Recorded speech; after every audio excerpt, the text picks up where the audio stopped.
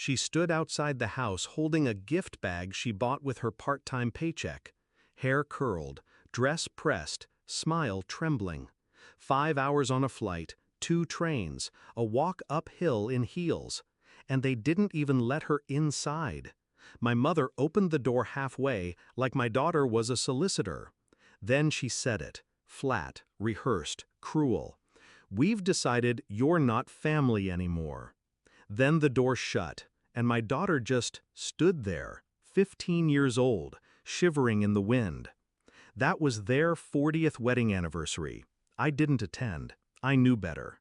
They never forgave me for leaving, for divorcing Martin, for raising my daughter without a proper father.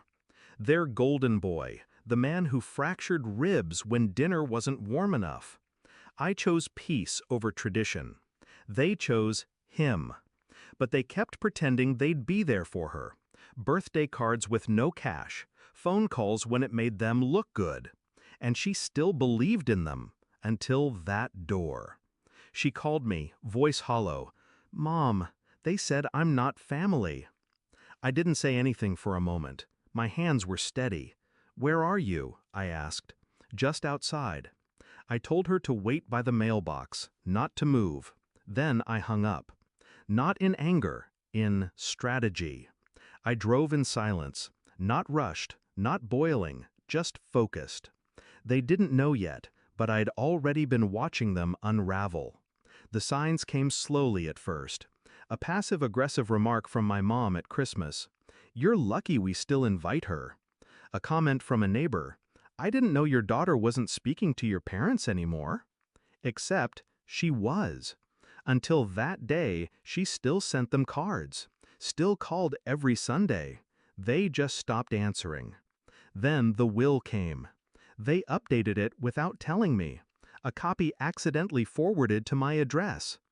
Everything to Martin's son from his first marriage. Not my daughter, not even a photo mentioned. I didn't react. I scanned every page, highlighted every clause, made notes. Quietly. I waited. And when she told me she wanted to surprise them for their anniversary, I let her. Because some lessons are taught through heartbreak. Others are delivered through consequence. I arrived 23 minutes later. My daughter sat on the curb, still holding the bag. I opened the door. In. She climbed in, silent, wiped her cheeks.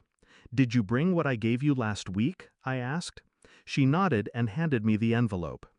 Inside was the deed to the lake house, their prized property, the one they thought they still owned.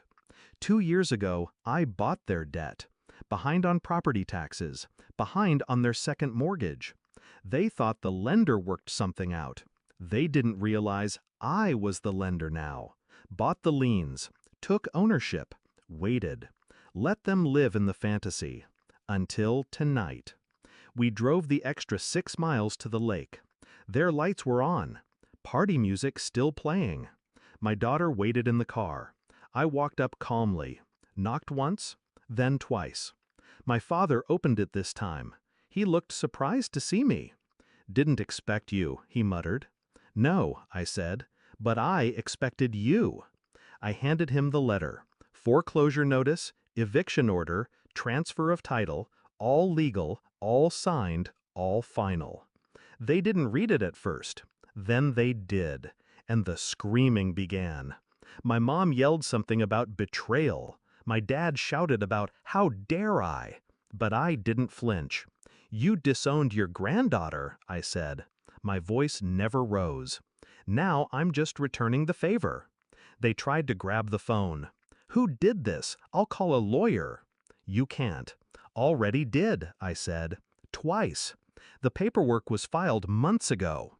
"Where are we supposed to go?" my mother snapped. "Not my problem," I replied. "Just like she wasn't yours." I walked back to the car. My daughter looked at me, eyes wide. "Are they okay?" I looked her dead in the eye. "They'll survive, but they'll never forget what they lost." The next morning, the locks changed. By law, they had 72 hours, but they left in 40. The neighbor told me they packed in the middle of the night, shouting, crying, frantic. And me? I slept in. I never raised my voice, never threw a punch. I just used the truth, and the law, and their own arrogance. They taught me what family meant to them, so I showed them what justice looks like. Now the lake house? It's quiet, peaceful, ours. My daughter painted her room last week. Blue walls, new curtains, a fresh start. No ghosts here, just memories we choose to build. Some people say revenge is ugly, but this wasn't revenge. This was reclamation of her worth, of my power, of the legacy they threw away. And if they ever wonder why, they can remember the door they closed and the home they lost because of it.